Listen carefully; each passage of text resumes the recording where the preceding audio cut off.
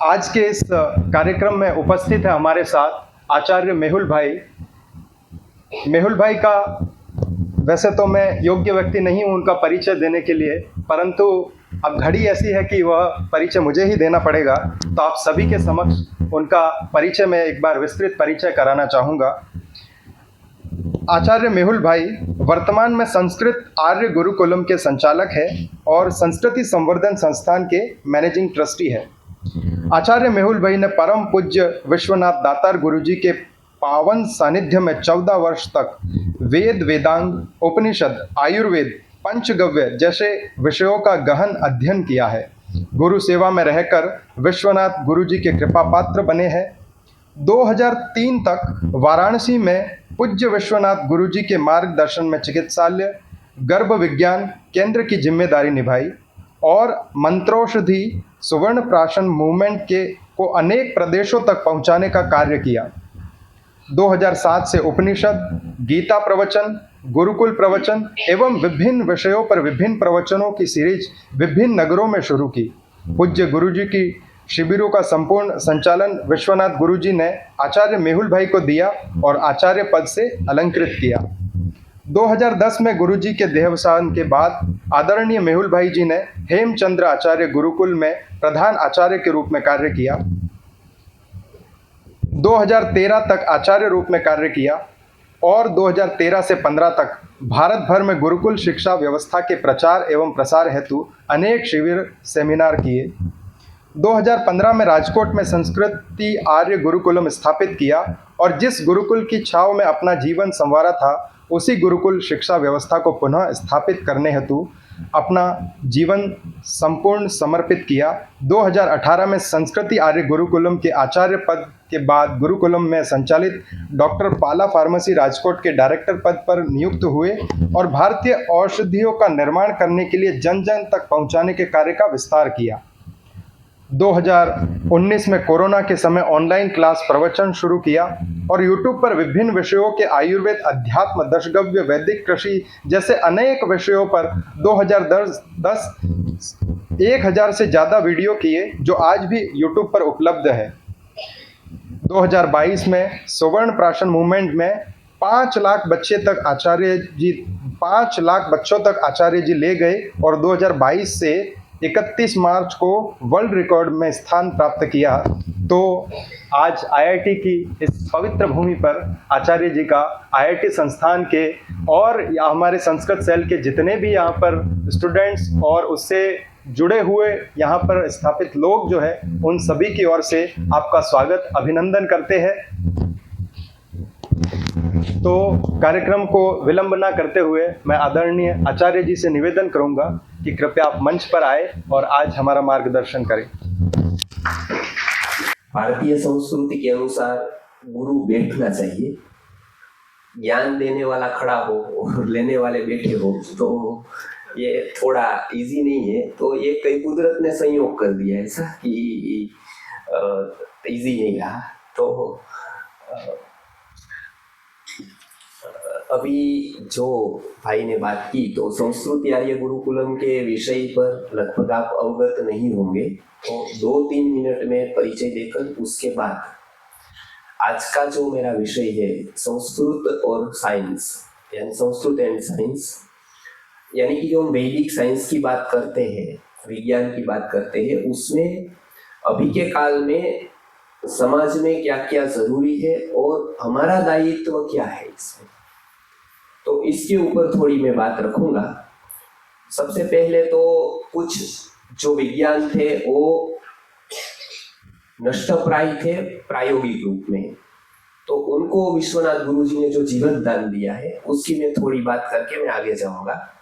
सबसे पहले विज्ञान शब्द ही संस्कृत ने दिया है, तो विज्ञान की एक दिशा जो दिखाई वो संस्कृत ने दिखाई और भारत ने दिखाई। तो विज्ञान और संस्कृत दोनों विरोधार्थी शब्द नहीं है, जैसा कि लोग अभी मानते हैं कि विज्ञान भारत में था नहीं, तकनीकी नहीं थी और वो बाहर से ही, ऐसा बहुत लोग कहते हैं। लेकिन विज्ञान शब्द का परिचय से लेकर कंसेप्ट का परिचय जो है वो भारत ने ही विश्व को दिया। हालांकि विज्ञान को स्थूल रूप में माना नहीं, अभी तो उसके सर्वांगीण विज्ञान पर भारत ने ध्यान दिया। भौतिक प्रगति केवल प्रगति नहीं है, अपितु उसके साथ साथ जो भौतिकी के साथ जो व्यक्ति की मैच्योरिटी बढ़ती है, वो दोनों मिलकर प्रगति कही जाए। तो एक होती है गति और व्यक्ति की होती है दिशा। तो ये दोनों मिलकर जो होता है, वो गति केवल बढ़े और दिशा न हो तो वो अधोगति हो सकती। तो इसके लिए केवल व्हीकल चलाते हैं तो गति जरूरी नहीं है, दिशा भी जरूरी। केवल गति होगी, दिशा नहीं होगी, तो हो सकता है हमारी गति हो, इससे न हो वो अच्छा है। उल्टे रास्ते पर चलते हैं तो अफसोस होता है कि काश 100 की जगह 20 पर ही चलाई होती कार, तो कम से कम इतना जल्दी हम यहाँ झूठे स्थान पर नहीं पहुंच पाते, अब सच्चे स्थान पर पहुंचना मुश्किल है। उसी तरह से आज साइंस के पास गति तो है लेकिन दिशा नहीं है, और ऐसा हम कह रहे ऐसा नहीं, ऐसा बार बार अनुभव हो रहा है। व्यक्ति आगे ही आगे डॉक्टर इंजीनियर बनता जा रहा है, आईटी में जा रहा है, आईआईटी में जा रहा है, या फिर और भी एमबीए कर रहा है या आईआईएम में जा रहा है, वो बात अच्छी है। लेकिन कमनसीबी वो है, व दुर्भाग्य वो है कि वो जैसा आगे जाता है तो आदमी मिटता जाता है। वो आगे आगे विशेषण ले, उसकी कोई उसका प्रश्न नहीं है, लेकिन वो धीरे धीरे आदमी मिटता जाता है। आदमी नहीं मिटता जाता है, वो पुत्र भी मिटता जाता है, वो हस्बैंड मिटता जाता है। गुरु तो कब का मिट गया है, तो उसका तो कोई कंसेप्ट अभी रहा नहीं है, नाम से है केवल, कंसेप्ट नहीं। गुरु नाम है, बराबर पद है, विशेषण है, कंसेप्ट नहीं है अभी। तो ये एक समस्या है। जैसे मैं थोड़ी बात करूं उसकी, तो ये विज्ञान को पुनरुद्धार करने के लिए विश्वनाथ गुरु जी ने बाहर के विज्ञान में जो श्रेष्ठ विज्ञान है, जो बाकी के सब विज्ञान मनुष्यों ने खोज की, लेकिन मनुष्यों की खोज जिससे हुई, या मनुष्य को जिसने निर्माण किया, बाकी के जो यंत्र थे वो यंत्रों को मनुष्य ने जन्म दिया, लेकिन जिस विज्ञान ने मनुष्य को जन्म दिया, यानी कि मनुष्यत्व को जन्म दिया, वो है गर्भ विज्ञान। तो सालों से उसके ऊपर काम नहीं हो रहा था। इसके लिए जो हमारी संतति आ रही थी वो बाई चांस आ रही थी, बाई चॉइस नहीं। और बाई चांस आने वाली संतति एक्सीडेंट से ज्यादा कुछ नहीं कर सकती। तो उन्होंने उन पर काम किया कि गर्भ रहे, उससे ही जो महाभारत रामायण से लेकर अनेक जगह पर उसका एक विज्ञान बताया है, और वो विज्ञान को हम फॉलो करेंगे तो उत्तम संतति प्राप्त होगी। तो वो जीवन का उत्तम सुख है। व्यक्ति के पास कितने संसाधन है वो, क्योंकि विज्ञान वस्तु को शोधता है, पंखा, लाइट, माइक, लेकिन हमको सबसे ज्यादा कोई सुख दे सकता है तो ये व्यक्ति दे सकता है। हो सकता है वो आपका फ्रेंड हो सकता है वो आपकी पत्नी हो सकता है वो आपका कोई भी मतलब गुरु हो, या नजदीकी कोई भी हो, या फ्रेंड, फिलोसोफर और गाइड हो, कोई भी हो। आपको सबसे ज्यादा आनंद और सुख एक व्यक्ति से मिलता है, वस्तु से नहीं। वस्तु सुविधा दे सकती है, बराबर है, तो आसानी से उसका उपयोग हो सकता है, लेकिन जब तक बात रही सुख की, तो व्यक्ति से जितना सुखी हो सकता है उतना एक भी वस्तु से या वस्तु के समूह से नहीं हो सकता। और ये बात सत्य है, साथ साथ में ये भी बात उतनी सत्य है कि व्यक्ति से जितना दुखी होता है उतना कोई वस्तु के अभाव में या वस्तु से नहीं होता है। गलत वस्तु आ गई तो उतना दुख नहीं है, लेकिन गलत व्यक्ति आ गया तो दुख की पराकाष्ठा है, क्योंकि वो हमारे शरीर से संबंध रखती है वस्तु, और व्यक्ति हमारे मन से संबंध रखता है। और सुख दुख का संबंध ज्यादा शरीर से नहीं है, मन से। और आज हमने सबसे बड़ी गलती की जो कि उसको नजरअंदाज किया, व्यक्ति को। सिस्टम बिठाते बिठाते हम वस्तु की सिस्टम व्यक्ति में लाए तो वो भी एक वस्तु की तरह व्यवहार करने लगे। बराबर, ये सब 25 वस्तु है, 26 में रणजी भाई भी वस्तु, बराबर है। तो उसके साथ एक हमारा जो संबंध हुआ वो एज ए एक वस्तु हुआ, एक मटीरियल। और इसका परिणाम हमने भोगा कि 1911 के पहले एक भी वृद्धाश्रम भारत में नहीं था। पहला वृद्धाश्रम केरल में 1911 में हुआ, और आज हर एक सिटी में एक नहीं अनेक वृद्धाश्रम होते हैं। हमारे राजकोट में ही अभी 6 बिल्डिंगों में वृद्धाश्रम के लिए 6 बिल्डिंगें ली एक व्यक्ति ने, और 6 भर गई। गुरुकुल नहीं भरता है। गुरुकुल में 100 एडमिशन करनी तकलीफ है आज, बराबर है, लेकिन 100 वृद्धों का वृद्धाश्रम करना बिल्कुल तकलीफ नहीं। मैं कल खोलूंगा तो कल बन जाएगा। भारत का मानस हम तो वो वृद्ध वहां पर सुखी है कि दुखी है, वो भी प्रश्न इतना करने पर। तो भारत का मानस है ना, वो स्वावलंबी है। ऋषि मुनियों ने उसको स्वावलंबी बनाया है। इसके लिए वहां पूरी सेवा करने के बाद भी वो नहीं चाहेगा आगे जाकर कि मुझे किसी की सेवा लेनी पड़े।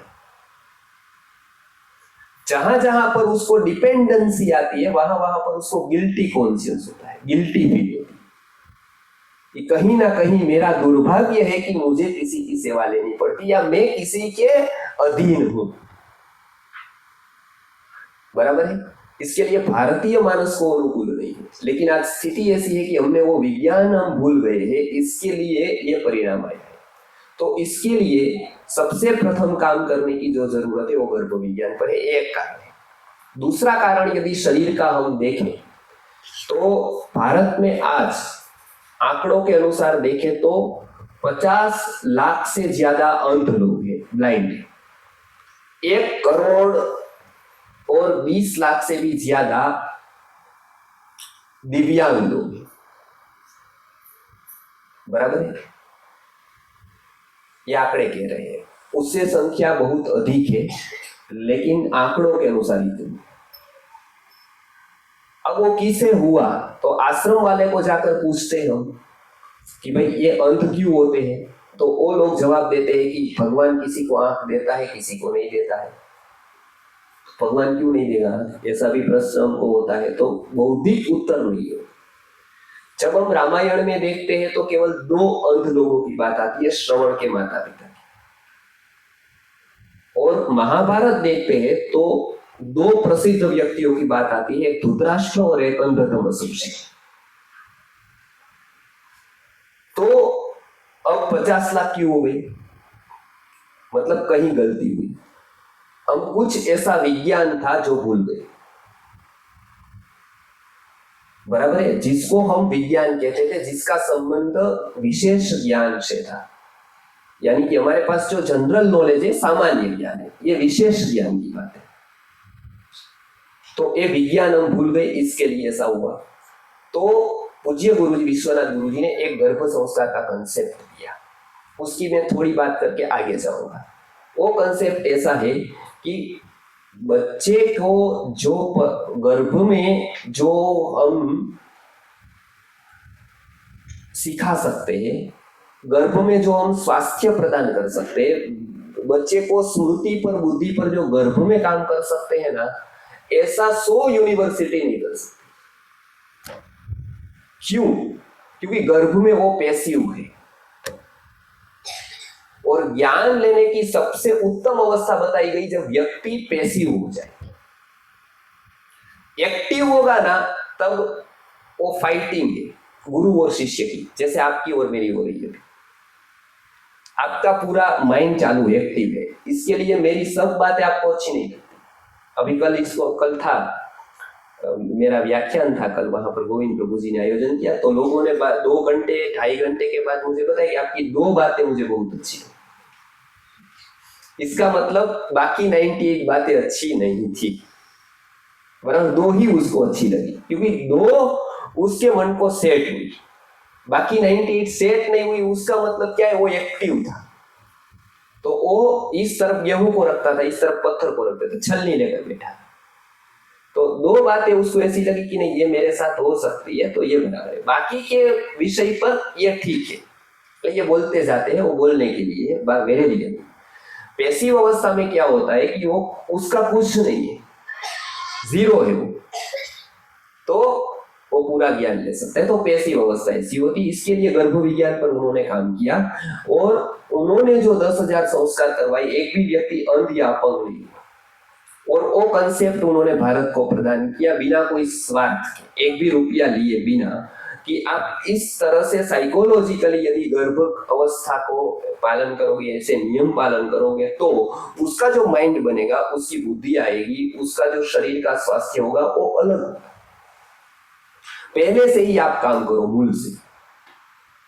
तो ये पहला सिद्धांत उन्होंने दिया और 100 सूत्र उन्होंने लिखे और वो कंसेप्ट का नाम दिया वैदिक गर्भ विज्ञान। मतलब प्लानिंग करते हैं तब से लेकर डिलीवरी होती है, गर्भावस्था होती है, डिलीवरी होती है, तब तक आपको क्या फॉलो करना है, वो छोटे छोटे सूत्रों में समझे। और ये समाज की बड़ी सेवा होगी या हमारी, क्योंकि एक बच्चे का स्वास्थ्य बिगड़ता है तो घर वालों को इतनी शक्ति उसमें लगानी पड़ती है कि 10 बच्चे या 20 बच्चे की परवरिश इसमें हो जाए। और वो करने पर भी घर वाले भी दुखी रहते हैं और बच्चा भी दुखी रहता है। केवल एक ज्ञान नहीं है उसकी वजह। ज्ञान का क्या महत्व है, इसको हम माप नहीं सकते हैं। मेरी शुरुआत कारकिर्दी की एज एक वैद्य की तरह हुई, आयुर्वेद के वैद्य की। पहले मैं संस्कृत का व्याकरण पढ़ा, संस्कृत सेल ने आयोजन किया है यहाँ पर, तो मुझे विचार रखने का अवसर दिया यहाँ पर संस्कृत सेल IIT की ओर से। तो संस्कृत में पहले मैं व्याकरण पढ़ा और उसके बाद न्याय दर्शन आदि का अध्ययन करके मेरा रोल आयुर्वेद में आया और आयुर्वेद का मैं वैद्य बना और चिकित्सालय मैंने संभाले। तो वो उस अवस्था में मैंने बहुत सारे पेशेंट को देखा और बहुत नजदीकी से देखा, क्योंकि ये व्यक्ति के नजदीक जाने का एक बड़ा रास्ता होता है कि आपके पास शरीर संबंधित ज्ञान हो, तो व्यक्ति से साथ आप जुड़ सकते हैं, व्यक्ति आपसे जुड़ सकता है। वो एक वैदिक सिद्धांत है। तो गत वर्ष की बात है, 12 राज्यों से जहां गुरुजी का ज्यादा प्रचार है या संस्था को पहचानते, वहां से लोग अपॉइंटमेंट लेकर बच्चों की आते हैं हमारे यहाँ ट्रीटमेंट कराने के लिए। बच्चों की ट्रीटमेंट खास होती है। उसमें पिछले साल आया था एक जिसको मिर्गी का दौरा पड़ रहा था, फीड्स आ रही थी, तो वो लोग आए रात को, बिहार से आए थे, 2-3 ट्रेन बदल कर आए, रात को पहुंचे। अपॉइंटमेंट नहीं ली थी मेरी, तो जो लोग संभालते उन्होंने पूछा, वो बातें कर रहे थे, मैं जा पहुंचा, वो बता रहे थे कि अपॉइंटमेंट लेकर नहीं आए, क्यों इतनी देर से आए, क्यों ऐसा कर रहे हो। उसकी आंखों में मैंने देखा कि एक वेदना थी। तो मैंने उसको समझाया कि पहले आने तो दो, सही में हमारे पास ही क्यों आता है, कुछ है तो, कुछ नहीं है तो वो क्यों अहमदाबाद छोड़कर इधर आया, इतने रास्ते में बहुत स्थान थे। तो मैंने उसकी सुनी और मैं आपसे बात रखता हूँ कि वो महिला का जो बच्चा हुआ 5 साल से, वो एक मिर्गी के दौरे की फिट्स की दवाई ले चालू है उसके पिताजी की दुकान भी चली गई है, खेती थोड़ी बहुत करते हो, पूरा समय बच्चे पर लगाते, क्योंकि बार बार फिट्स आती है, 3-4 दिन में एक बार आती है तो बेहोश जैसा हो जाता है और आधा घंटा 1 घंटा परवरिश चलती है, तब वो होश में आता है, गिर जाता है, बहुत सारी चोटें आई थी, बहुत सारा कुछ वो हो गया था, तो रोते थे बहुत सारा। मैंने हिस्ट्री ली तो उसका परिणाम कारण ये देखा कि जब वो गर्भवती थी तब उसने मायके गई थी 7वां महीना चल रहा था, तो पानी पूरी खाई। पानी पूरी में 3 दिन का वासी पानी था, वो उसने खाई तो रात को फिट आई तो 2-3 दिन चिकित्सा चली, अच्छी हो गई, आई 9 महीने पर डिलीवरी हुई, बच्चा हुआ, बच्चे को 4-5वें दिन फिट आ गई और लगातार वो सिलसिला 5 साल तक जारी है। मेडिकल साइंस के पास उसका कोई उपचार नहीं। अब मैंने जब हिस्ट्री ली तो मैंने पूछा कि खट्टा नहीं खाना चाहिए, ऐसा गर्भावस्था में इमली बिल्कुल नहीं, वो पता नहीं था, वो उसको पता नहीं था। 2 मिनट की गलती थी और एक की गलती उसको यदि नुकसान पहुंचाती या उसकी गलती यदि उसको हैरान करती तो कोई तकलीफ नहीं थी, लेकिन एक गलती करता है, दूसरा भोगता है। गलती खुद ने की, उसका बच्चा 5 साल से भोग रहा है। अब वो अच्छा नहीं होगा, वो मैंने उनको नहीं बताया क्योंकि उसको आघात लगता, लेकिन ये सत्य बात है कि उसको अच्छा नहीं हो सकता है क्योंकि गर्भ में ही उसकी फिट आ गई। तो एक एक गलती व्यक्ति को कितना परेशान करती है, अपना जीवन लगाती है। लेकिन हमको जीवन संबंधित विज्ञान सीखने में जो हमारी स्थिति हुई है समाज में, हम लोगों ने मन को इतना मनोरंजन के आदी कर दिया है कल्पना का कि हम अच्छी बातें सीखना नहीं चाहते। सबसे जो समाज का पतन है, या तो फिर जिस समाज का भविष्य नहीं होता है, ऐसे समाज में एक तो चारित्रहीन समाज होता है तो पतन होता है, और दूसरा मनोरंजन के आदि जो समाज हो जाता है, मनोरंजन के अलावा और कुछ सोचता नहीं है, तो उसका पतन निश्चित, ऐसा चाणक्य ने बताया। और आज का समाज आप देखेंगे, एक मनोरंजन का कार्यक्रम आपने यहाँ रखा होगा संस्कृत सेल में, तो निश्चित ये भर जाता। कोई नाच गान रखा होता तो भर जाता, बराबर है। लेकिन जीवन संबंधी ज्ञान आज व्यक्ति लेना ही नहीं चाहता है, वो उसका मानसिक पतन है। अच्छा सीखने के लिए उसकी जिज्ञासा मर गई।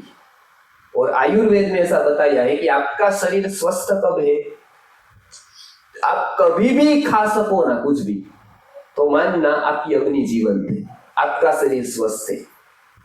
कभी भी आप खा सको, उतनी भूख आपके शरीर में रहनी चाहिए। अभी क्या हो रहा है, हमको भूख के टाइम पर भी भूख नहीं लगती क्योंकि दोपहर में डबल खा लिया होता है, तो शाम को नहीं लगती है। तो आयुर्वेद की दृष्टि से आपको मेंटेन रखनी होती है अग्नि। तो जिसका ऐसा है कि भूख कभी भी वो खा सके, इतनी भूख है, वो व्यक्ति बीमार नहीं होगा। उसी तरह से शरीर स्वास्थ्य का लक्षण ऐसा है कि जिसकी अग्नि प्रदीप्त है। मन के स्वास्थ्य का लक्षण क्या है? मन के स्वास्थ्य का एक सा लक्षण है कि जिसको सीखने की जिज्ञासा जीवन भर है। नया नया मैं कहां से सीखता था, नई बात मुझे कहां से सीखने को मिले, जीवन संबंधी ज्ञान मुझे कहां से मिले, ये यदि रहेगा तो आप स्वस्थ हैं। चाहे आप 70 इयर्स के हो, चाहे आपकी दवाई चल रही हो, कुछ भी हो, लेकिन आप स्वस्थ हो मन से। और वो यदि नहीं है 20 साल के 25 साल के युवा में, तो वो मानसिक रूप से विकृत होगा, मानसिक रूप से स्वस्थ नहीं। तो सबसे बड़ी करुणा ये है, इसके लिए ऐसे विषयों पर ध्यान देना जरूरी है। पहला विषय था जिसका परिणाम हम भोग रहे। आज हजारों लाखों बच्चे ऑटो इम्यून डिसीज से पीड़ित है, हजारों लाखों बच्चे आज सिजोफ्रेनिया, डाउन सिंड्रोम जैसी बीमारियों से पीड़ित है। एक ही काम करना है, नॉलेज देना है गर्भ संबंधित। उसको क्या करना हो ना आए तो चलेगा, क्या नहीं करना वो पहले दिन से आना चाहिए। तो बहुत सारा हम उपकार समाज के ऊपर कर सकते हैं, सामाजिक बहुत सारे कार्य कर सकते हैं। ये पहला विषय है। दूसरा विषय की बात बताऊं, वैदिक गर्भ विज्ञान के उन्होंने 100 सूत्र लिखे और गर्भ के बारे में संस्कार से लेकर काउंसलिंग से लेकर पूरा निस्वार्थ भाव से काम किया। 10,000 से ज्यादा लोगों को गर्भ संस्कार करवाए। आज भी हमारी संस्था ऑनलाइन गर्भ संस्कार करवाया। दूसरा सबसे महत्व का विषय था वो है वैदिक पेरेंटिंग। बच्चों की परवरिश के ऊपर हम संस्कृत को भूल गए, साथ साथ संस्कृति को भूल गए। तो आज बच्चे नहीं रहे, समस्या बन गई। बराबर, एक बच्चा है तो थोड़ी है, 2 है तो बहुत ज्यादा समस्या है, 3 है तो कहना ही क्या। तो बच्चे एक समस्या हो गए। बराबर है, क्यों? क्योंकि जो परवरिश हमको करनी चाहिए थी वो नहीं की।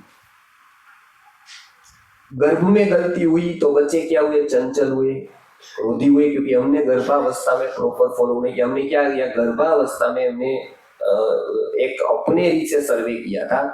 तो जो महिला गर्भवती होती है उसको गायनेक के पास जाती है, गायनेक के पास जाते गायनेक फाइल देते हैं, फाइल में लिखा होता है कि पूरा आराम करना है।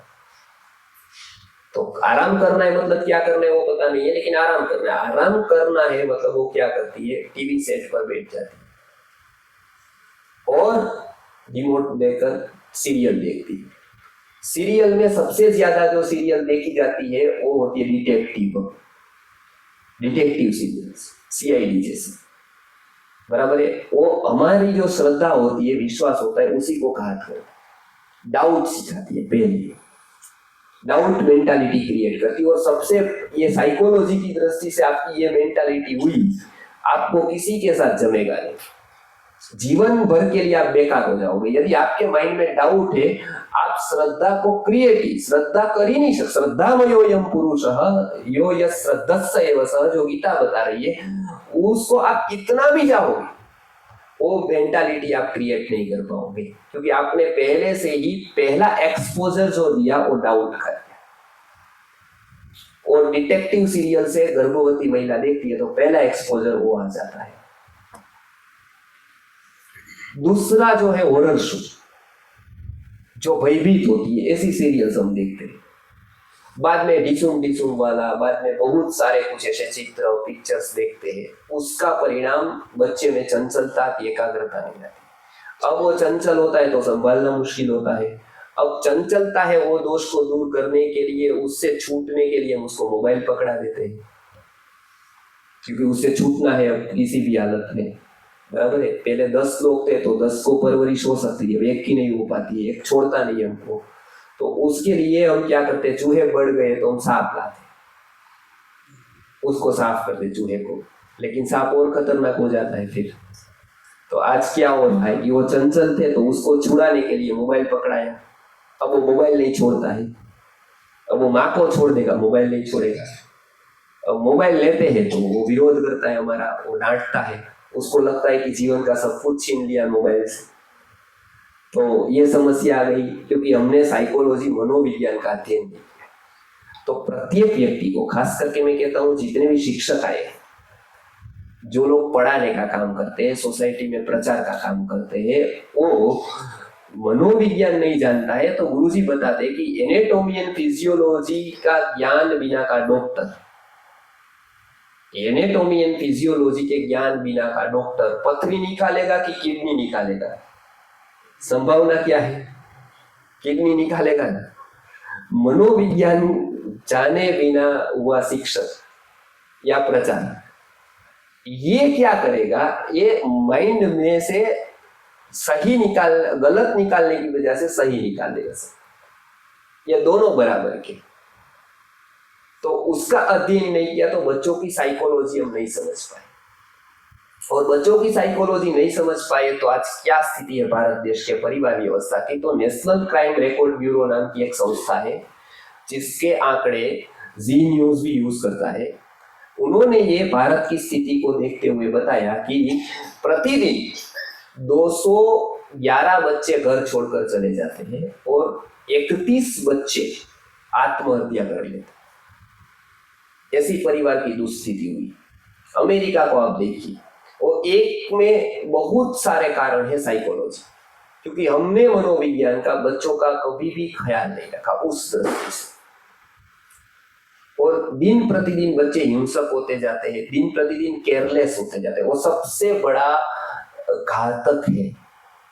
केयर नहीं है, जिसको कुछ भी करो केयर नहीं, संवेदना मिट गई है। हमारी शिक्षण संस्थान जो संस्कृत खास करके काम करता है वो इस पर काम करता है। पहले वस्तु को बनाने का नहीं करता है, संस्कृत ने बहुत सारे साइंस दिए, लेकिन वो वस्तु को महत्व इतना नहीं देता है। वो नहीं भी होगा तो 100 साल बाद होगा, लेकिन उसका जो केंद्र है वो आत्म केंद्रित है, आत्मा है।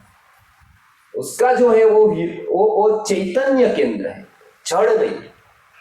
वो उसके ऊपर काम करता है, और वो हमने अनुभव किया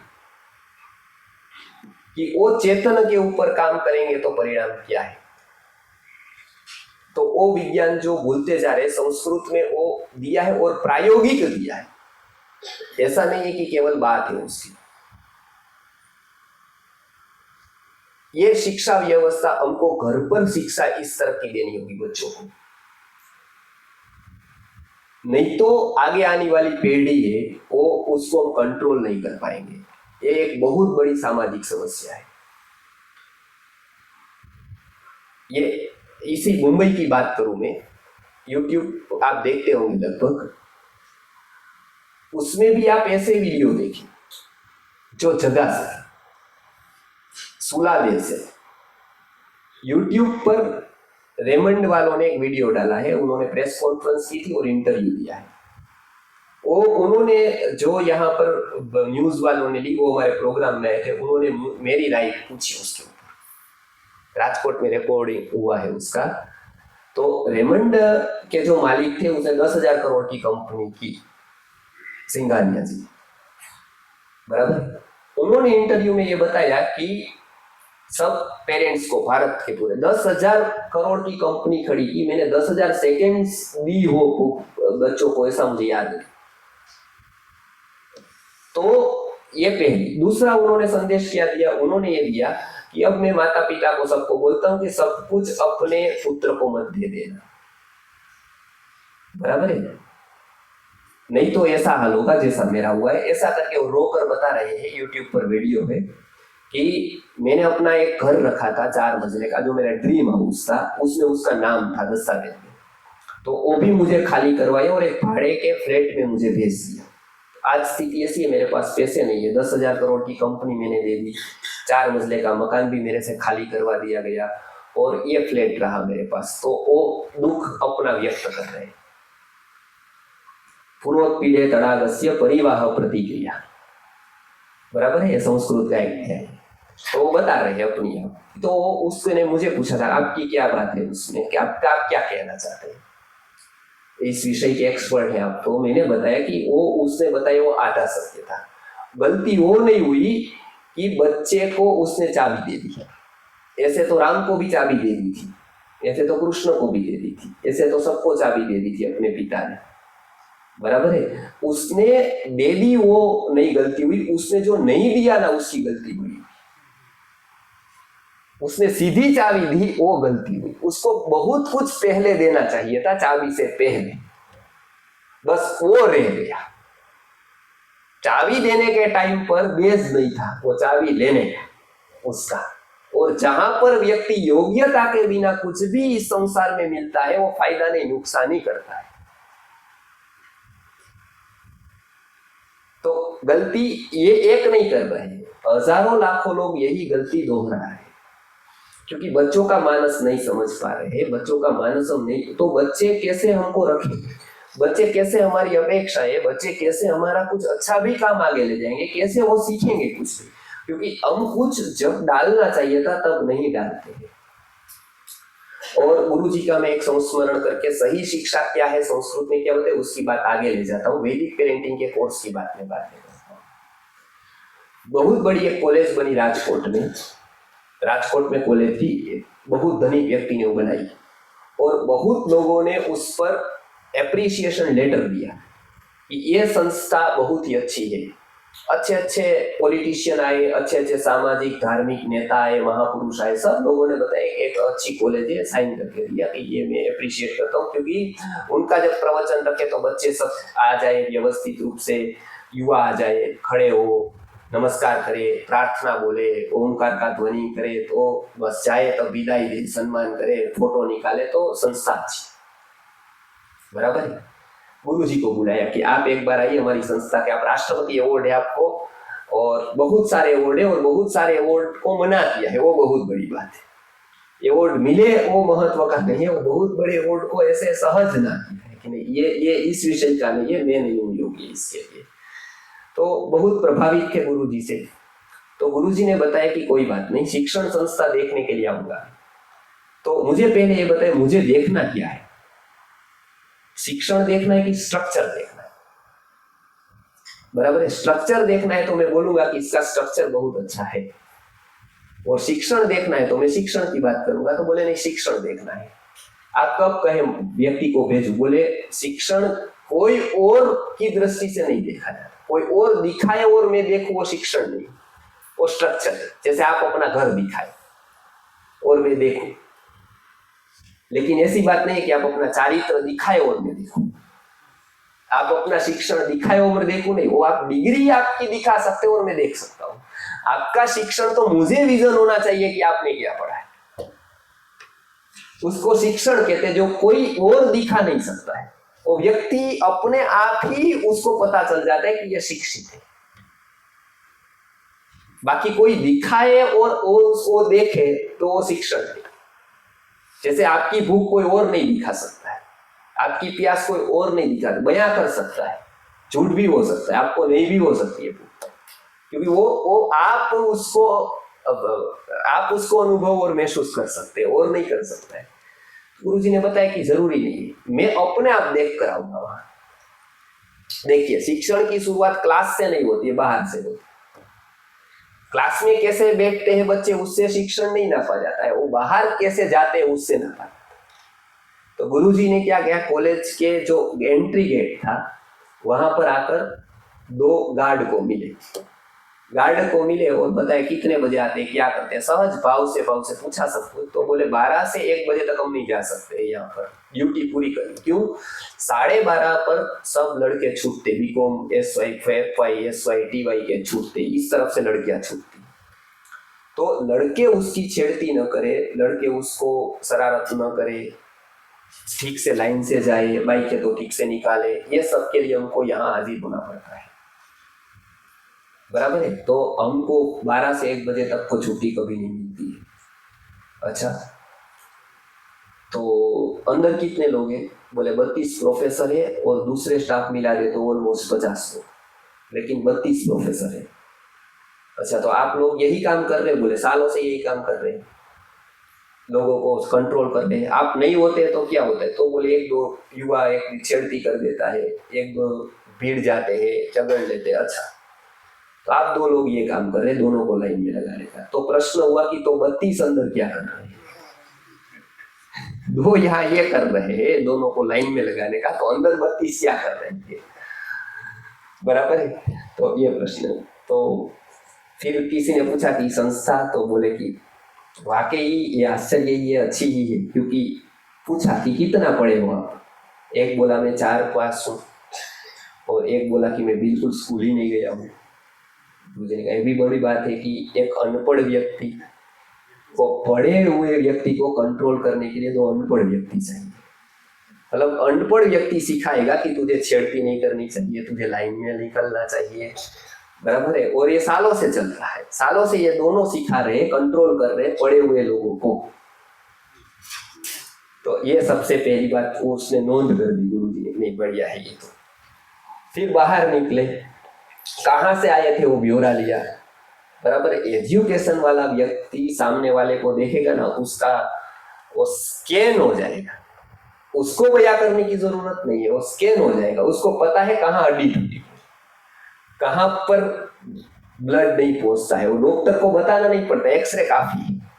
दूसरे व्यक्ति को हम समझाए तो हम समझाते कि उल्टा नहीं, सीधा रखो भाई, एक्सरे लाइट इधर है तो इधर रखो। डॉक्टर को, ऑर्थोपेडिक को नहीं समझाना पड़ता, वो जीजा देखता है तो पता चल जाता है कि इसका क्रैक है कि टूटी हड्डी की क्या है।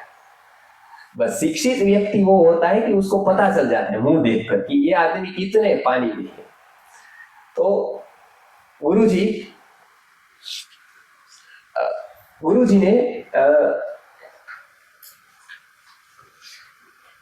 बाहर कहां से लोग आए थे उसका ब्यौरा लिया, कहां से लोग आए हैं।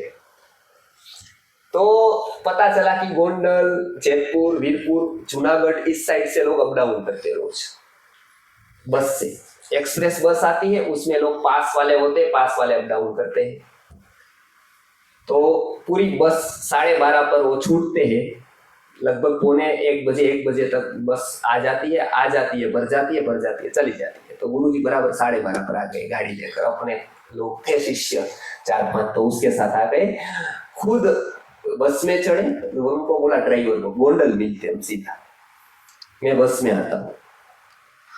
तो बस में आए, पता है आपको लड़कियां क्या श्लोक की बात करेंगे, सरस्वती की बात करेंगे, पता ही हमको कैसी। तो द्विअर्थी बातें हो रही थी सब, तो वो देखा सब कुछ, क्या क्या बात कर रहे थे, ऑब्जर्व किया सब। 2-3 भक्त शिष्य साथ में थे, तो साथ में चढ़े वो लोग बस में, पूरी भर गई बस। उसके बाद अंतिम में चढ़े राजकोट से, और गोंडल तक गए, 40 किलोमीटर है, लगभग पौना घंटा लगा, 1 घंटा। वहां तक वो गए और पैर बदले, सबके सामने देखे तो लड़का और लड़की मुंह फेर ले, गोंडल आए, ड्राइवर वहां पहुंच गया था गाड़ी लेकर, उतर गए गुरुजी, उतर गए और एक भी व्यक्ति ने तब तक सीट नहीं दी गुरुजी को, और नहीं वो 3 लोगों को दी। रात को फोन किया कि मैं क्या और करूं, आप गए थे? गुरुजी ने बताया मैं गया था आज। बोले कि क्या मैं और कर सकता हूं? तो गुरुजी ने ऐसा बताया कि आप घोड़े का तबेला करो, और आपको अच्छा काम करना है तब घोड़े का तबेला करो, आदमियों को छोड़ दो, आपका विषय नहीं है वो। और आप बोले ऐसा क्यों कह रहे? इतने लोगों ने मेरा प्रशस्ति की थी। बोले कि मैं शिक्षण किसको मानता हूँ, वो हर एक व्यक्ति को ये हमेशा स्मरण रखना है कि मैं दो आयाम मानता हूँ शिक्षण के, परिणाम 2 मानता हूँ। बराबर है? आप सक्सेस है कि नहीं उसका परिणाम है कि आपके पास पैसा है, या आप सेट हो गए, या आपके पास जो भी है ख्याति है, या आपकी कोई आबरू है, इज्जत है, ये सभी आयाम होते हैं। इसी तरह से मैं आयाम 2 मानता हूँ, एक है चारित्र और दूसरा है संवेदनशीलता। ये 2 आपके पास है तो आप शिक्षित हैं। बराबर है? ये दोनों नहीं दिखे मुझे। पहले तो आपके गेट पर आया तो मुझे पता चला कि 2 गार्ड को कंट्रोल करने के लिए आपने रखा है, तो अंदर 3200 क्यों रखा है? फिर ये 2 यदि उसको सिखा रहे हैं आज सालों से कि आपको ठीक से चलना है, लड़कियों की छेड़ती नहीं करनी है, आपको शांति से जाना है, एकदम क्यू में जाना है, ये सब सिखाने के लिए 2 है, तो अंदर 32 क्या सिखा रहे? फिर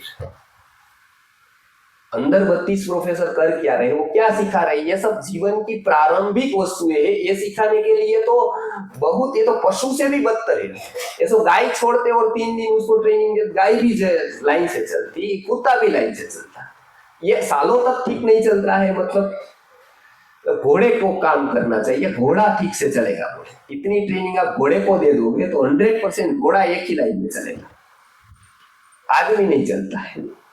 बराबर? तो पहली ये है चारित्र नहीं।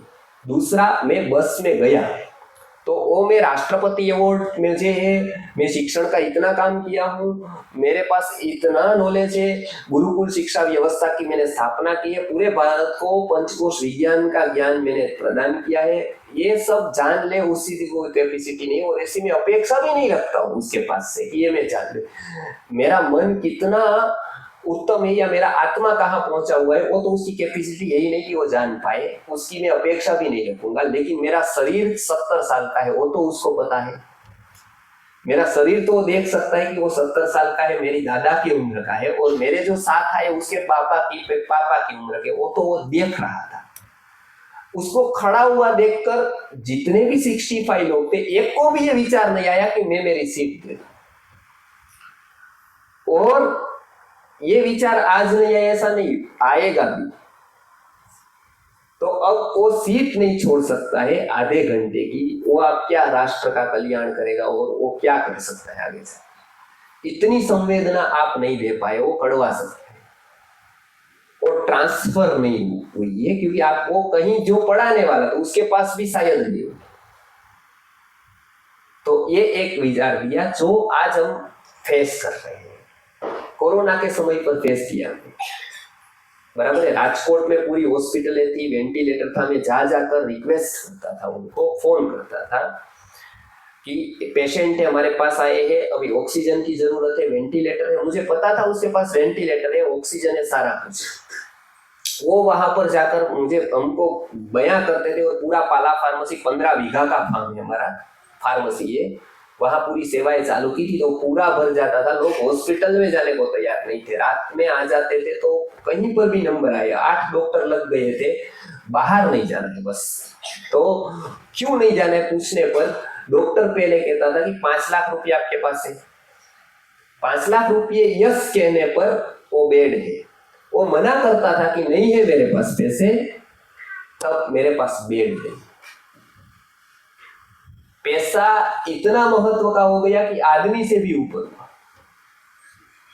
यदि उसके पास पैसा नहीं है तो उसकी कोई कीमत नहीं। इसके लिए मुझे 1990 की बात गुरुजी की याद आई, जब राष्ट्रपति वेंकटरमन ने कहा था कि भारत की सबसे बड़ी समस्या क्या है कि डॉलर के सामने निरंतर गिरता हुआ रुपया, उसके बाद भी फोन पे बात हुई थी, तो एक ही बात कहते थे वो इकोनॉमिक्स की, डॉलर के सामने निरंतर गिरता हुआ रुपया सबसे बड़ी समस्या है। तो गुरुजी मना करते थे कि वो सबसे बड़ी समस्या नहीं है, रुपये के सामने निरंतर गिरता हुआ मनुष्य, ये सबसे बड़ी समस्या है। और उसका एक दावा था कि 300 रन पर नॉट आउट रहने वाला क्रिकेटर भी नोट पर आउट हो जाता है। इतना टेम्परामेंट है उसके पास कि वो 300 रन पर नॉट आउट होता है, 500 रन बना लेता है, लेकिन नोट की बात आए तब आउट। और ये स्थिति सार्वत्रिक है, क्योंकि हमने जो बेस में जो देना चाहिए था वो दिया नहीं, तो बेस बना नहीं। अब जिस बिल्डिंग का बेस नहीं बनाए, दोनों है 20-20 मंजिले की, एक की कीमत 5 करोड़ है और दूसरी ऐसी ही कलर, ऐसा ही रूप, सब कुछ ऐसा, वो आपको कहे कि वो 50 लाख में देंगे, तो आपके इतना फर्क क्यों? 50 लाख का 20 करोड़, तो बिल्डर को ऐसा बताया जाए कि वो 50 लाख की है, केवल बेस उसका नहीं है, बस 20 मंजिले अच्छे हैं तो आप लेंगे वो। आप छोड़ दिए, बिल्डर लेगा कभी, और लेगा तो फायदा होगा कि नुकसान होगा उसको, क्योंकि बेस नहीं है। बस आज की समस्या ये है कि बेस तैयार नहीं है, वो संस्कृत और विज्ञान में है। एक बेस तैयार करने के पूरे विश्व को कोई जो दे सकता है विद्या, क्योंकि पूरे विश्व के पास मजले बनाने की विद्या है, बेस बनाने की नहीं। तो बेस बनाने की जो विद्या है वो संस्कृत और हमारा साइंस दे सकता है, वो पूरी मनोविज्ञान का है। और आप याद रखिए, आप कितना भी पढ़े होंगे, आपके पास कितनी भी बड़ी डिग्री है, ये सभी शिक्षण आपके कॉन्शियस से हो रहा है। जब बात आती है सबकॉन्शियस की, तो सब एक तरीके हैं, सब एक शरीक है। मजदूर क्या, डॉक्टर क्या, इंजीनियर क्या, एजुकेशनलिस्ट क्या, प्रधानमंत्री क्या, मुख्यमंत्री क्या, सब एक तरीके के। एक तत्वज्ञानी को छोड़ दीजिए, यदि वास्तव में वो तत्वज्ञानी है तो वो अलग छट जाता है, बाकी सब एक लाइन के। सिंगापुर में मेरा कार्यक्रम था गत अप्रैल को, उसमें पंचकोश विकास के विज्ञान की मैंने बात की, उसके साथ साइंस की 2-3 बातें। तो एक साइंटिस्ट थे वहां पर, एमएससी किया हुआ था, पीएचडी थे, और उन्होंने मुझे प्रश्न किया कि आप प्रूव कैसे करोगे? बराबर, साइंस फला फला नहीं मानते, सपोज आत्मा की बात आई, उसमें बहस हुई और मुझे अच्छा ही लगा। बहस से कोई डरूंगा तो मैं काम नहीं कर पाऊंगा, तो बहस हुई, तो मैंने अपने नीचे जवाब दिए। जहां पर मुझे साइंस के कोई कंसेप्ट नहीं आते थे, वहां पर स्वीकार किया कि मैंने संस्कृत में जो साइंस का कंसेप्ट है वो मैं जानता हूँ, जरूरी नहीं मैं मॉडर्न के सब कंसेप्ट जानता हूँ, बराबर है। तो ये, लेकिन मुझे एक प्रश्न है, क्या आप जवाब देंगे? बोले कि हाँ। मैंने कहा कि आप पिक्चर देखते हैं कभी भी? बोले कि आप ही देख कर आया। तो मैंने लगभग महीने में 1-2 बार, और मैंने एक देखा कि मंदिर अलग अलग है, मूर्तियां अलग अलग है सब जगह, लेकिन थिएटर सब जगह एक तरीके के हैं। मंदिर कहीं भरे हुए, कहीं खाली, कहीं बिल्कुल जर्जरी, सब तरह के देखे मैंने, बराबर है। थिएटर सब जगह भरे देखे, वो चाहे राजकोट हो, चाहे बंबई हो, चाहे पूना हो, चाहे सिंगापुर हो, दुबई, थिएटर खाली नहीं होते कभी, लगभग हाउसफुल हो जाते हैं, बराबर है। पिक्चर, मैंने कहा कि ओके, तो साइंस आप पढ़े हैं तो बराबर, मुझे आपने प्रश्न किया, मुझे अच्छा ही लगा, और आप भी करिएगा। अभी ऐसा नहीं कि मैं उसकी बात कर रहा हूँ तो आप प्रश्न नहीं, प्रश्न का देखो उन्होंने बताया 7:20 बजे के बाद हम लोग प्रश्न लेंगे, तो बराबर है, अभी थोड़ा समय है तो उसमें प्रश्न आप करिए। लेकिन उनको मैंने ये बोला कि आपने पिक्चर देखा है? तो बोले कि हाँ। मैंने कहा उसमें से एक आदमी वहां से मतलब जंप लगाता है, नीचे आता है, फिर वो ऊपर जाता है, या यहाँ से जंप लगाकर नीचे गिरता है और फिर वो ऊपर चला जाता है, ऐसा देखा है? बोले कि हाँ। नहीं देखा है तो मैं पिक्चर का नाम बोलता हूँ। मैंने कहा बराबर है? बोले कि नहीं हाँ। मैंने कहा कभी आपने ऐसा देखा है कि कोई एक जंप लगाता है पानी में और बीच में कोई एक युवती को फ्लाइट से गिरती है और उसको लेकर सीधा पानी में गिरता है, और वो दरिया के पानी में इसी तरह के करके वो बचकर निकल जाता है उस किनारे पर? बोले कि हाँ वो भी देखा है मैंने, बराबर है। एक आदमी 50 लोग आ जाते हैं तो ऐसे ऐसे करके करता है, एक भी हड्डी टूटती नहीं उसकी, ऐसा देखा है? बोलेगा है वैसा भी देखा है। तो मैंने कहा कि आपने जो 10th और 12th में ग्रेविटेशन का जो सिद्धांत पढ़ा था साइंस का, उसमें ऐसा आता था कि ऊपर से कोई नीचे आदमी गिरे तो फिर ऊपर जाता है, वो कि वो ऊपर की वस्तु नीचे ही आती है ग्रेविटेशन की वजह से। ऐसा पढ़ा था? बोले हाँ ऐसा ही पढ़ा था। नीचे आया वो आदमी फिर ऊपर नहीं जाएगा ना, जंप लगाकर? बोले नहीं, ऐसा नहीं होगा कभी भी, बराबर है, वो बॉल में होगा, उसका अलग सिद्धांत होगा, ये नहीं होगा ना। आपने ऐसा कितनी बार देखा होगा? वो बोले 50, 100, 200 बार तो देखा होगा। मैंने कहा मैंने भी उतनी बार देखा है। आपने निश्चित देखा होगा ऐसा, बराबर है। आपने कभी फिल्म प्रोड्यूसर को मेल किया कि मैं जो साइंस पढ़ा वो सही है या ये सही है?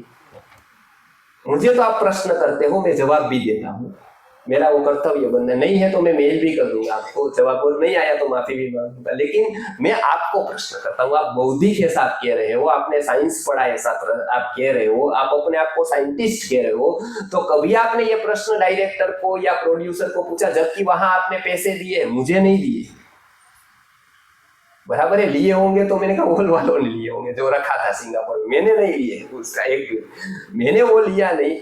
आप प्रश्न पूछते हो, ओके मैं जवाब देता हूँ, मतलब आपको बौद्धिक सही है तो आपको उसको पूछना चाहिए कि भाई मैं जो साइंस पढ़ा 10th और 12th में वो सही है या आप दिखा रहे वो सही, जो ग्रेविटेशन का सिद्धांत मैंने पढ़ा वो सही है, ऐसा प्रश्न आपको उस टाइम नहीं हुआ देख के टाइम? बोले वो विचार करना पड़ेगा, नहीं हुआ। वो उसको पता नहीं है कि वो क्यों नहीं, क्योंकि जब देखता है तब वो नहीं है,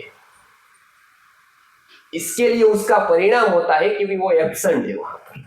आपको लगता है कि नहीं वो तो पिक्चर टिकट लेकर देखता है, वो तो जाता है टिकट लेकर, तो वो एब्सेंट कैसे? वो एब्सेंट है। इसलिए तो हीरो को छोड़कर कोई मतलब चली जाती है लड़की या युवती, तो उसको आघात लगे ना लगे, इसको लग जाता है। उसको रोना आए या ना आए, इसको जरूर आ जाता है। वो प्रार्थना करने लगता है कम से कम पैर पड़ लो लेकिन बचा लो कम। ऐसी बहुत महत्वपूर्ण युवती चली जाएगी जीवन से तो आगे का कोई जीवन ही नहीं रहेगा, बराबर? ऐसा होता है सबको।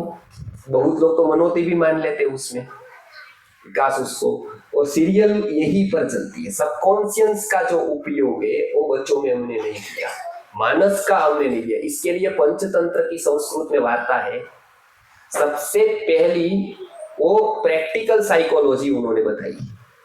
पता है ना आपको, कहानियां कहने की, क्योंकि उसने, लेकिन दोनों का पर्पस क्या देखो, पंचतंत्र पर राजकुमार जो मूर्ख थे उसको बुद्धिमान बनाने के लिए उपयोग हुआ मनोविज्ञान का, बराबर? भारत ने उपयोग क्या किया उसका? स्टोरी टेलिंग का, मनोविज्ञान का, साइकोलॉजी का। मूर्ख राजकुमार थे उसको पढ़ाने के लिए, बराबर है? आज भी साइकोलॉजी का उपयोग होता है और वर्ल्ड वाइड होता है। पिक्चर बनती है, सीरियल बनती है, वो सब हमारे सबकॉन्शियस को ध्यान में रखते हुए बनती है। इसके लिए उसकी जो इनडायरेक्ट इफेक्ट है ना वो बहुत घातक है। आप विचार करो, आज से 25 साल पहले गोविंद प्रभु जी ने 25 सुधारा था, मैं 15 बोल रहा था, आपने कल 25 बोला ना। 25 साल पहले किसी कॉलेज के लड़के को आपने बताया होता कि फटा हुआ जींस, को एजुकेशन जहां है, लड़कियां और लड़के साथ में है वहां पर, बराबर है? राजकोट की या मैं और की बात करो, बम्बई का मैं नहीं जानता हूं, कहीं पर आप यहाँ, तो फटा हुआ जींस पहनकर आपको जाना है कॉलेज, बराबर है? बराबर। तो और 1000 रुपया दूंगा, ये शर्त उसने मानी होती कि नहीं मानी होती? आपका क्या मायने कह रहा है? नहीं मानी होती, बराबर। उसको क्या लगता होगा, इज्जत का सवाल है, लड़की के सामने मैं कैसे जाऊं, इतनी लड़कियां देखेगी तो क्या बात करेगी। 1000 रुपया देते हुए एक जगह से फटा हुआ जींसों पहनकर नहीं जाता। आज 1000 रुपये का खरीद कर 4 जगह फटा हुआ जींस पहनकर वो जा रहा है कॉलेज में, बराबर? क्योंकि वो निश्चित नहीं करता है उसको क्या पहनना है, कोई और निश्चित करता है उसको क्या पहनाना है। वो निश्चित नहीं करता है, हम नहीं करते निश्चित कि हमको क्या खाना है, कोई और निश्चित करता है कि हमको क्या खिलवाना है। वो पूरा साइकोलॉजी उस हिसाब से ऐड होती है, उस हिसाब से उसका प्रचार होता है, और हम लोग इसको जानते नहीं हैं, इसके लिए हम जागरूक नहीं होते हैं। और हम जागरूक नहीं होते हैं तो कितना भी हम लोग रिचुअल्स कर ले, भक्ति की बात कर ले, माला जप ले, बाकी सब कुछ रिचुअल्स हम कर ले, जब तक हम सबकॉन्शियस को नहीं जानेंगे कि वहां इफेक्ट किसकी होती, तब तक हम युवा पीढ़ी को बचा नहीं सकते। गांधीनगर में कार्यक्रम गत जनवरी में रखा था बड़ा, एक व्यसन मुक्ति कराने वाली संस्था जो 10 साल से काम कर रही थी, दारू छुड़ाने का, सिगरेट छुड़ाने का, चाय कॉफी सब प्रकार के व्यसन लिखे थे उसमें, बराबर है। वो सब के आंकड़े लिखे थे, इतने लोगों को दारू छुड़वाया, इतने को तंबाकू, इतने को सिगरेट, इतने को इतने को, बहुत सारी बात तो मुझे ही पता नहीं थी, इसको भी व्यसन कहा जाता है। तो वो सब लिखा था, तो मुझे बताया कि इतना सारा काम किया है। रात को हम एक कार्यक्रम रखा है, मैंने तो पूरे में बोलने वाला मैं एक ही था उसको सामने, तो मैंने कहा कौन किसको बुला रहे हैं, बोले कि एक डांसर आ रही है, 10 लाख देकर डांसर को बुलाया है। मैंने कहा क्यों इतना 10 लाख देकर डांसर को बुलाया है, मतलब तो बहुत आश्चर्य। बोले नहीं तो पब्लिक होती है ना, पब्लिक इसके लिए 10 लाख देकर डांसर को बुलाया। तो मैंने उनको बोले कि आपका क्या कहना है उसमें। मैंने कहा मेरा ऐसा कहना है कि 10 साल तक जो आपने पुण्य किया है ना, ये व्यसन मुक्ति का, जो भी आप मानते हो व्यसन मुक्ति का जो आपने अच्छा काम किया है, पुण्य किया है, वो एक रात में आप ढूंढ देंगे, एक रात में वो वॉश हो जाएगा। फिर से आप 10 साल लगोगे, फिर एक कार्यक्रम कर दोगे, वॉश हो जाएगा। बोले ऐसा क्यों? मैंने कहा कि आप मनोविज्ञान नहीं जानते हो, आप ये डांसर को प्रमोट करते हो, तो आज आपने 10 लाख दिया, दूसरा इंडस्ट्रियलिस्ट आएगा, वो देखेगा अच्छा ये डांसर आई और पब्लिक आई, तो मैं 15 लाख देकर बुलाऊंगा, उसका भाव बढ़ता जाएगा। तीसरा 20 लाख देकर बुलाएगा। युवा मानस में, सबकॉन्शियस में वो चला गया, और 2 युवा के मानस में गए कि युवा का मानस बेकार कर देगी, एक एक्टर और एक क्रिकेटर। वहां कैरेक्टर ही जाना चाहिए, एक्टर और क्रिकेटर नहीं, क्योंकि एक्टर और क्रिकेटर से सब काम करवा सकते हैं पैसों से। तो मैंने कहा कि उसकी स्थापना कौन करता है, वो पाइपलाइन कौन डालता है? उसके मन में शाहरुख खान को, सलमान खान को, आमिर खान को, वहां से लेकर सब प्रकार के एक्टर्स को या क्रिकेटर्स को कौन ले जाता है वहां पर? समाज के लीडर, हमारे माता पिता, क्योंकि वही खुद वो देख रहे हैं। तो पाइपलाइन बिछा दी उसने, पाइपलाइन बिछा दी। अब एक कंपनी को सिगरेट उसके हाथ में देनी है, 1 करोड़ युवाओं को, 50 लाख युवाओं को यदि उसके हाथ में सिगरेट देनी है, दारू देना है, ड्रग्स देना है, देर नहीं लगेगी। उसको सब जगह पर देने की जरूरत नहीं, सब जगह पाइपलाइन बिछा दी है। वो कंपनी वाले क्या करेंगे, इसको ले लेंगे, इसको लेकर बोल देंगे कि तेरे भाव बोल 2 करोड़, तू सिगरेट पी। वो सिगरेट पिएगा, उसके हाथ में आएगी, वो पिएगा तो बोलो 1 करोड़ के पास चली जाएगी। 50 लाख लोग, ये एजुकेशन कुछ काम का आएगा, मानो सभी टेक्स्ट बुक में है कि दारू नहीं पीना चाहिए, सिगरेट नहीं, सभी 1 to 10th में है, सब में, क्योंकि वो कॉन्शियस से करते हैं, वो सब कॉन्शियस से होता है। इतना फर्क है, सब कॉन्शियस के आगे सब बेकार है, व्यक्ति गुलाम है वहां पर, वहां सीधी पाइपलाइन, वो हम नहीं समझते हैं। और इसके कारण युवा पीढ़ी को बचाना है हमको।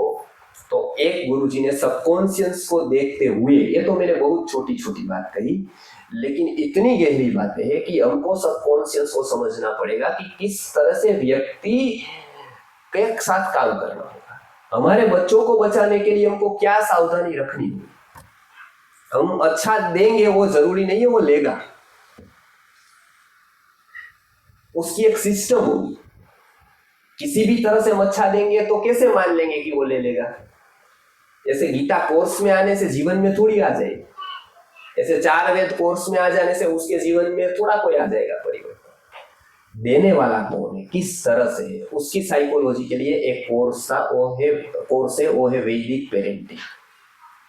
उसमें गुरुजी ने पूरा बच्चों का मानस समझाया। और एक आप निर्णय करेंगे, अभी इस कार्यक्रम का भी बहुत कम समय था, मेरी बातें बहुत समझाने के लिए मुझे उदाहरण का उपयोग करना पड़ता है, बहुत सारी बातें कहनी पड़ती है। तो बीच में मैंने एक बात छोड़ी थी कि ये बहुत महत्वपूर्ण है कि उसको कैसे देना है।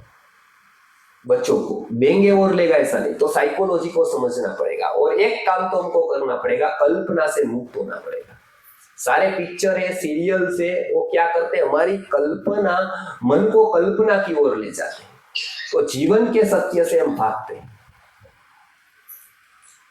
तो कल्पना की आदत, नोवेल क्या करती है, कल्पना की आदत डालती है। जैसा है नहीं वैसा मुझे देखना है, जैसा है नहीं वैसा मुझे पढ़ना है, जैसा है नहीं वैसा मुझे सुनना है। उसी को कल्पना का आदत कहते हैं, कल्पना की। वही हमको तंद्रा में लाती है। क्रिकेट हो, पिक्चर हो, सीरियल्स हो, वो सब आते हैं।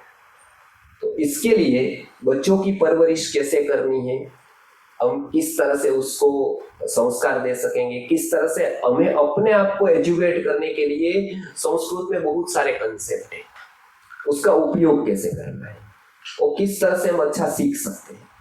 तो उसका पूरा कंसेप्ट वैदिक पेरेंटिंग नाम दिया है।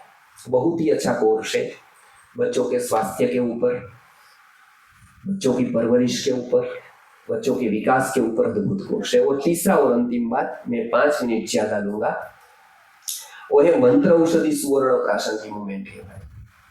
बच्चों के स्वास्थ्य के लिए जो एक मूवमेंट अभी चल रही है, लाखों 4 लाख बच्चे आज लाभान्वित हो रहे हैं मंत्र औषधि सुवर्ण। वो बच्चों के जरिए अच्छे व्यक्तियों तक पहुंचने का एक उत्तम उपाय है। तो ये मूवमेंट के बारे में भी गुरुजी ने बहुत काम किया। 1970 में उन्होंने मंत्र औषधि सुवर्ण प्राशन 38 प्रकार के एक्सपेरिमेंट करके बनाया। तो अपनी खुद की 8 किलो जितनी सुवर्ण भस्म डोनेट करते, जिसका mg में भाव होता है, उसको 8 किलो जितनी भस्म दी, और उसका एक सिस्टम बिठाया पूरे भारत में कि गांव-गांव के बच्चे बोलेंगे। क्यों? क्योंकि आज सबसे बड़ी समस्या धर्मांतरण की है, वो सब लोग बोलते हैं। धर्मांतरण की समस्या, वो धर्म लेकर आ रहे हैं इसके लिए वो रही, ऐसा नहीं।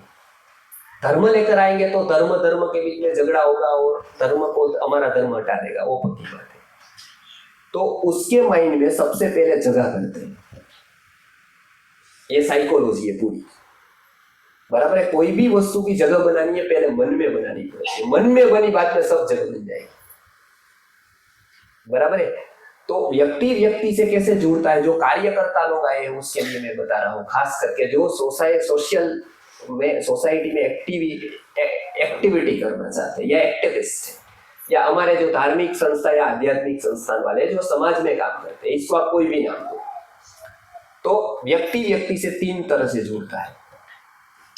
एक तो जुड़ता है नेसेसरी फुलफिल करने के लिए, जैसे हम दूध वाले से जुड़ते हैं, गुड़ से लेकर सभी कुछ, कपड़ों वालों से, सब वो हमारी नेसेसरी फुलफिल करते हैं, इसलिए हम जुड़ते हैं उनसे, बराबर है।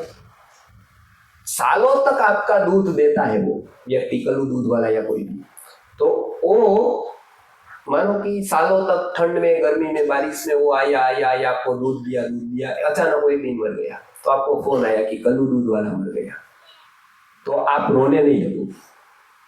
आप क्या करोगे? कल दूसरे को बता देंगे, भगवान उसकी आत्मा को शांति दे। इतना करते हुए आपके मन में वो जगह नहीं बना पाए। ये एक तरीका है कि जो नेसेसरी फुलफिल करने वाले लोग हैं वो थोड़ी सी इतनी जगह बना दें। दूसरा एक वर्ग होता है, वो वैल्यू एडिशन करता है। गुरुकुल से लेकर सारी सामाजिक संस्थान, आध्यात्मिक संस्थान जो होती है, वो क्या करती है? व्यक्ति में वैल्यू एड करती है। उसको जीवन जीना सिखाती है, उसको अच्छी बातें सिखाती है, उसको बताती है कि आपको इस तरह से जीना चाहिए, भगवान को मानना चाहिए, इसको फॉलो करना चाहिए, ये सभी बातें बताती है। वो होता है वैल्यू एडिशन का कंसेप्ट, मूल्यवर्धन का।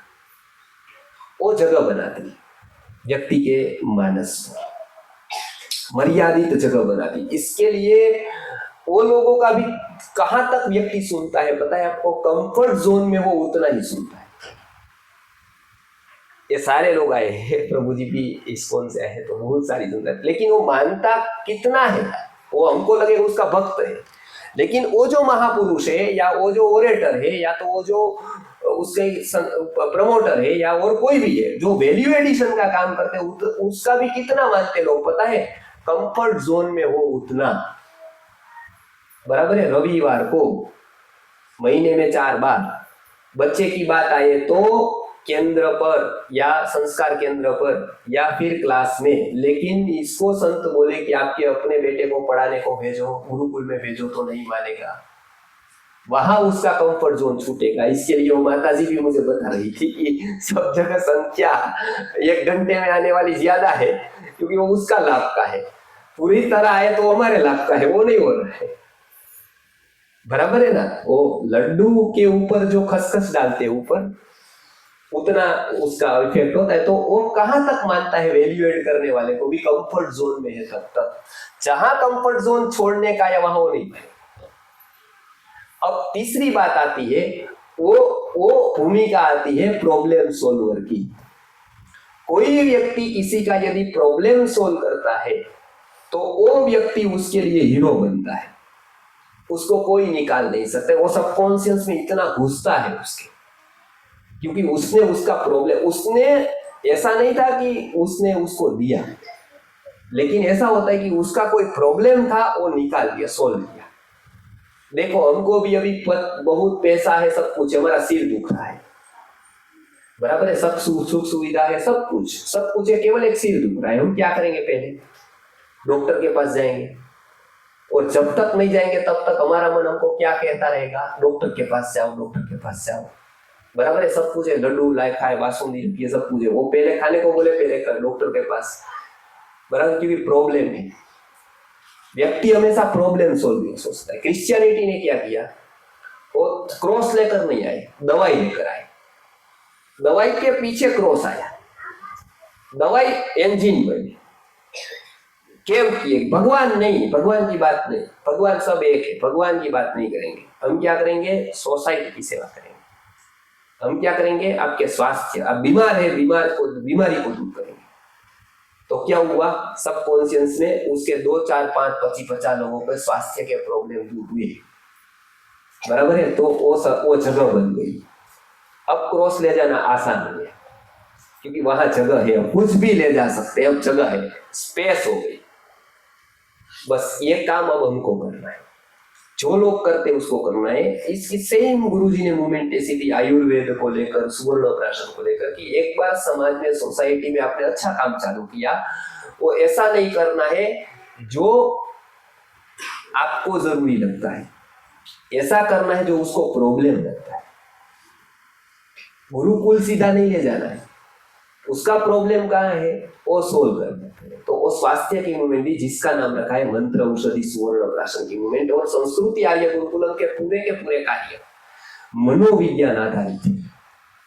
उसमें हर एक में मनोविज्ञान का गुरुजी ने विचार दिया है, चाहे वानप्रस्थ का हो, चाहे वृद्धाश्रम का हो, चाहे व्यक्ति का, जैसे अंदरूनी एक्सरे निकाल दिया है मानस का। ये व्यक्ति का मानस काम कैसे करता है, ये किस तरह से सोचता है। तो वो बहुत मननीय एक मूवमेंट है, बहुत ही अच्छी मूवमेंट है। उसमें सोसाइटी की लिए ज्वाइन करने में बिल्कुल आसान है। तो जो लोगों को मंत्र औषधि सुवर्ण प्राशन के लिए ज्यादा जानकारी चाहिए, वो संस्कृति आर्य गुरुकुलम के नाम की ऐप है प्ले स्टोर। वो प्ले स्टोर में से ऐप डाउनलोड कर दे, उसमें पूरे लेक्चर है, हमारे पूरे मूवमेंट के बारे में जानकारी है। तीन मूवमेंट की, एक वैदिक गर्भ विज्ञान, एक वैदिक पेरेंटिंग और मंत्र औषधि सुवर्ण प्राशन, ये 3 मूवमेंट मुख्य है। तो वो वहां करेंगे तो और भी सारे व्याख्यान है वहां पर, पंचकोश विकास के, साइकोलॉजी के, शिक्षण के, तो बहुत सारे उस पे विषय है। आयुर्वेद का खास है हमारा अभ्यासक्रम, जो हर शनिवार को रात को लाइव होता है 9 से 10 बजे तक, शास्त्रों का आयुर्वेद चैनल पर।